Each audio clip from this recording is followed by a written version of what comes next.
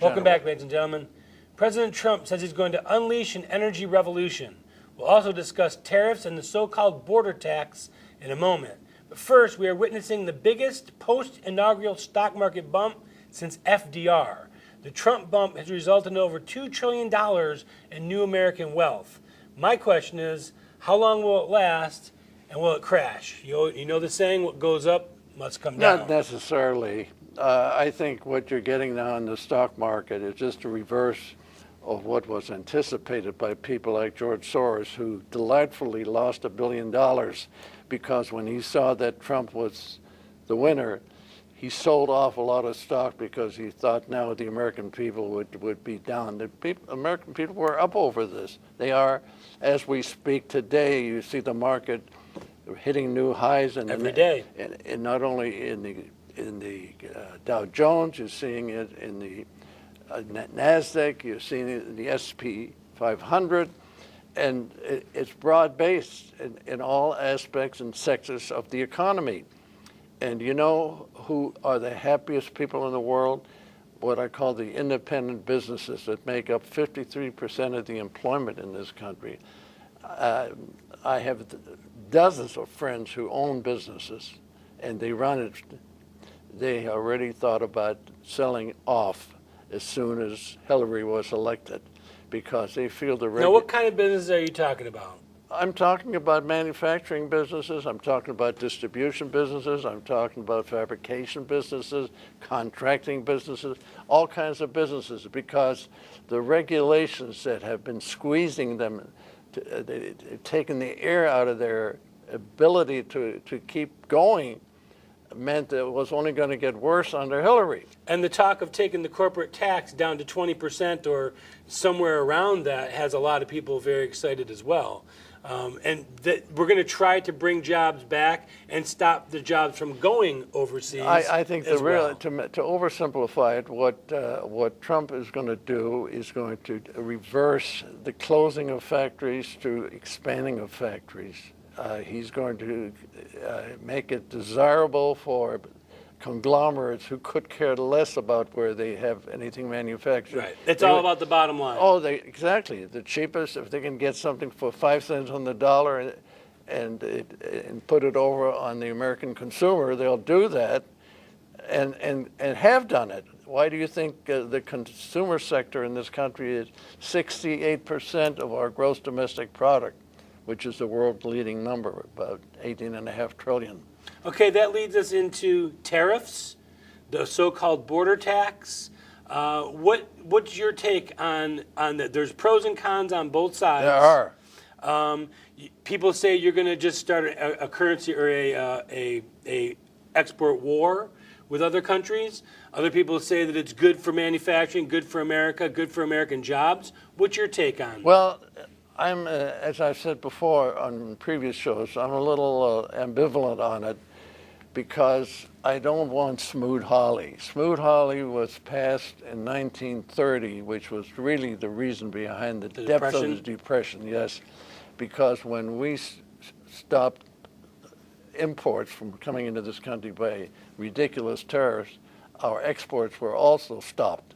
So what you had, Smoot-Hawley was 2 congressmen, one a congressman, one a senator, who put this together. Also called protectionism. Oh, it was protectionism. That's probably the best word. Now, but they didn't protect anything because we ended up losing more than we gained by that. No, it has to be. There's a lot of finesse that goes into doing this, and if I think Trump and the people around him, when he has a Commerce Secretary who has become one of the greatest investors of this era, instead of some friend of his kids, the woman that was the Congress Secretary before, Mrs. Pritzker, she didn't do anything. I mean, she just sat there and filled a chair and let happen what happened.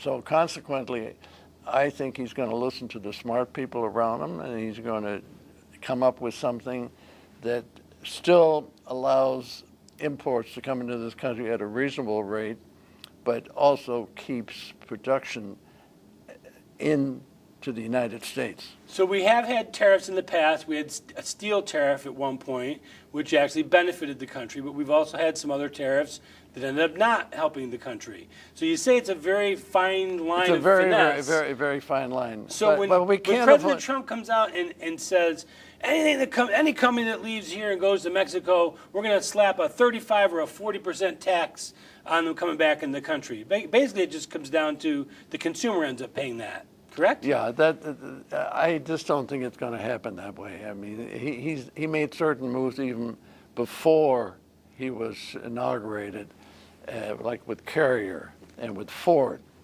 But the point is, the irony of this whole thing is he's got the labor unions squarely behind him and the laborers. And when you hear which is an amazing turn of events, is it not? It is an amazing turn of events, but the only unions that are now that were behind Hillary were the public unions. You know, the teachers. Yeah. You're going to hear tax proposal coming by pretty fast. He's going to make it very desirable to take the money that's close to $2 trillion that are sitting in foreign banks. Repatriate it. He's going to make it desirable.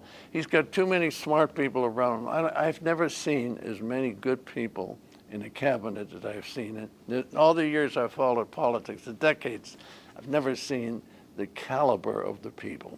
So get back to Smoot-Hawley and explain to the viewers what that did and how that affected America in the 30s and 40s. Well, there was such fear in 1930.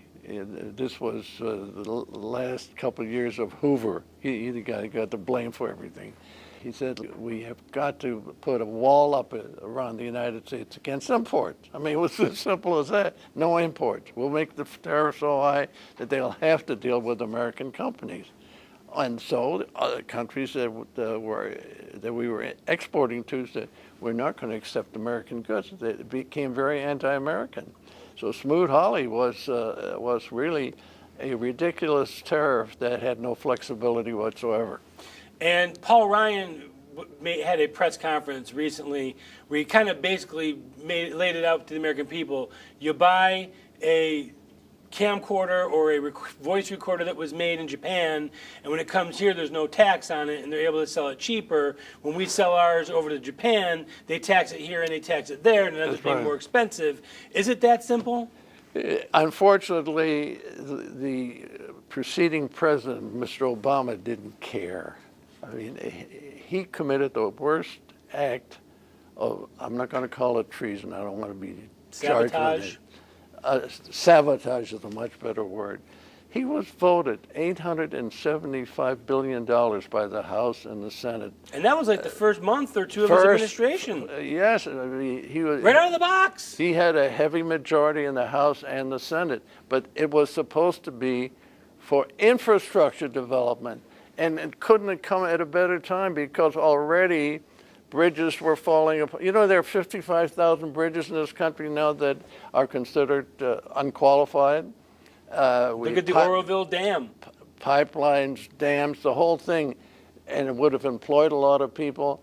Instead, he go with this climatological hoax, which I'm not saying there isn't some problems with our climate. You know, the Earth has been around 4.5 billion years, and they always talk about CO2. Well, without CO2, you wouldn't have trees, but that's and you wouldn't have life. Literally, the EPA had the same basic capability that the Gestapo had in Germany. They could do anything they wanted, and nobody could question it. Right, because it's for the good of the environment. Yeah, do you remember that there was some woman, I don't recall her name, who was in charge of it for a while, and she was questioned by Congress about how can you put on these regulations that are putting the EPA? Yeah, she was head of the EPA. Lisa McCarthy. Yeah, exactly. She was actually being, interrogated. And so one of the senators said, Mr. McCarthy, how can you do that to the businesses? Do you realize what this is doing to our economy and business? She says, that's not my department. Yeah. That kind of flip answer was exactly what we had during the Obama administration. So President Trump says he's going to eliminate 2 regulations for every new regulation. I think it depends on what the regulation is, don't you? But regulations have put a hamper, like you were talking about earlier, about friends and businesses that were considering on selling. Yeah. Regulations is one of the big stifling points for an American business. Well, by the way, speaking of that, I've got a We've number. gotten to the point where they regulate our light bulbs and our toilets. Well, when you mentioned about selling the business, the businesses wanted to sell because they knew if she got in there, they were out of business. Now I hear the same guys saying they're getting phone calls all over the place wanting to sit down and talk about how they can buy them at a big majority over what they were ready to sell for before the it's election. interesting. A friend of mine owns a large chain of radio stations here locally, and he said the first month of this year, the last 5 or 6 years, he hasn't taken hardly any calls from people looking for how much is advertising, how much can I get my business, and he said the first month he was taking 12 to 14 times more calls than he has the entire last 5 or 6 years of guys excited that wanted to advertise and get back in the game. Well, another good thing is the fact that we have tremendous amounts of money ready to be spent on expansion. The one thing that, I'm an energy guy. Most of my business has been in energy development, and it makes me sick when I hear about this head of the Senate here in California saying by next 25 years, 100% of all energy must be renewable. Now, this is madness. And the very fact that this guy's head of the Senate and they're willing to vote on it makes me think that California is not with it as far as the United States is concerned. Oh, that's pretty obvious.